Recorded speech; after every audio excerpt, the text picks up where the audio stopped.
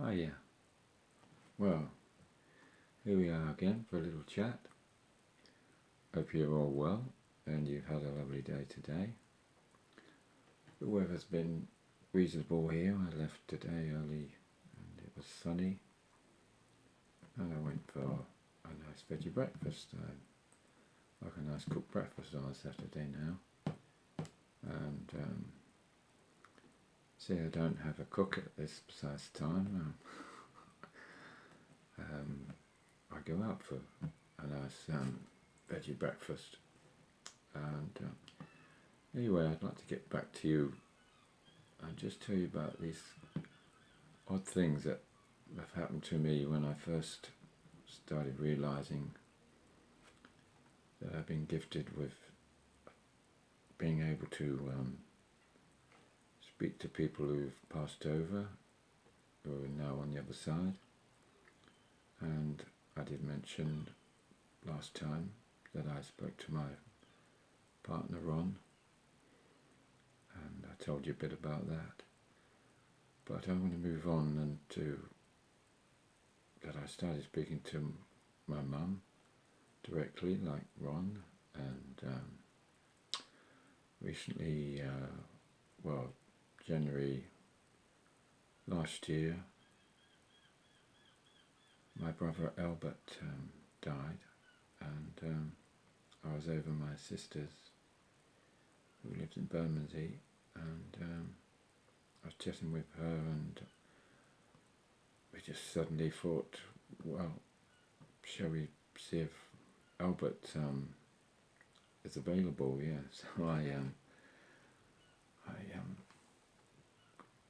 got in contact with Albert, and it was nice for my sister to be able to speak to him, and actually made a joke through me, and it was a bit still odd for me really, but I'm getting used to it now. But I'd like to take you back to April of last year, 15, when I first discovered I could speak to my relations, and I have spoken to the odd friend now, and some celebrities, which I'll tell you about, who've recently passed on. I won't mention their names today, but another time. I just want to mention the Conversations with God books by Neale Donald Walsch. I mean, it sounds like I'm advertising them, but as I may have mentioned to you last time, I thought I was going mad. Well, I knew I wasn't going mad, but if I happened to mention what was happening to me to even people I called friends, you could tell they're thinking and that I was not all there or whatever. So how it happened with me has made me realise and get more confidence. Then I went to this new yoga class. I met this yoga teacher in Glastonbury at this holiday place on a farm, and he was doing a workshop of yoga, and I joined the class and did the yoga, and we got chatting later on, and he said he does it in London, North London, and I said, well, I'll come along because I live in North London. So anyway, I'm going to move on quickly, and I went along, but it wasn't him running this class, it was a woman, and I did the yoga class as best I could. I found it more taxing on my whole body, Kundalini yoga, if I'm pronouncing it correctly. But after the class, she made herbal teas for the students, and I got chatting with her, and gradually people moved away, and I ended up chatting with her, and it moved on to spiritual things, and then I just started talking about what's happened to me back in April of last year, because this is about July, August, and she said to me, "Oh, have you heard of a book written by blah blah blah blah blah?" And of course, and she said that he's been able to write God's words down.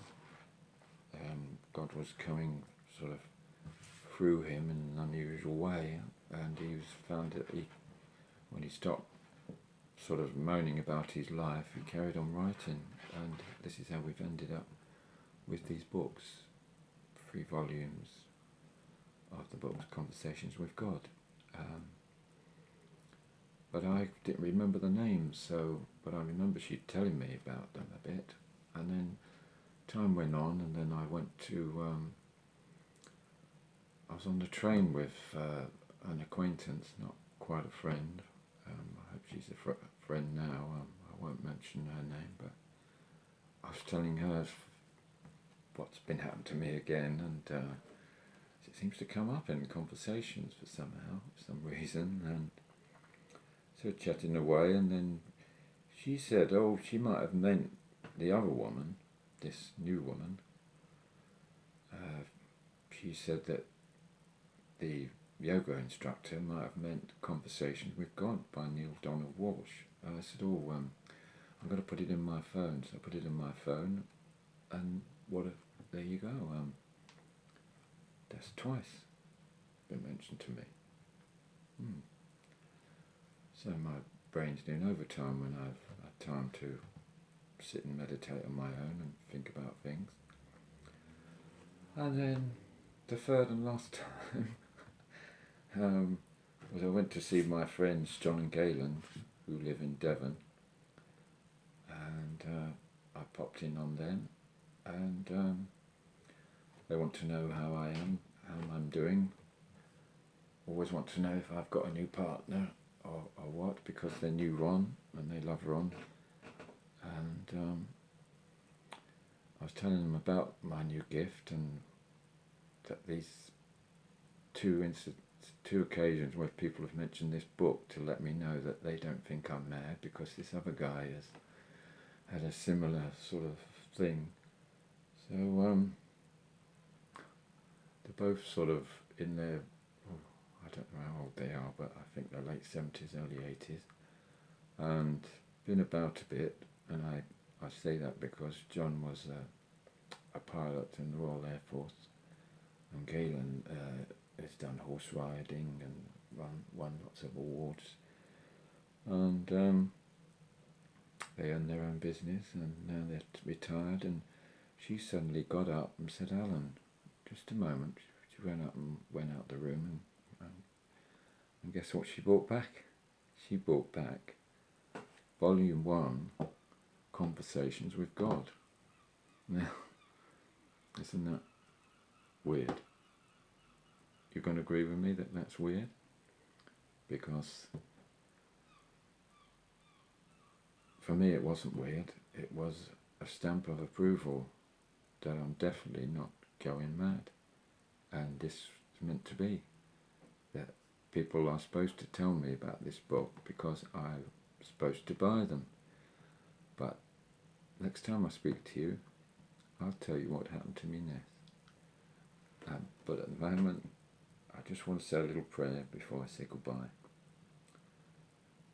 And if you can clasp your hands together with me, that'd be nice. Dear Creator, you are benevolent, loving, and all-knowing, and present with us. Help us to have patience and compassion for our fellow creatures, to love and cherish our family and friends, and to forgive people who are evil to us. We will care and look after this wonderful world that you created. Thank you, Creator. Amen. And peace and love with you always, and Till next time.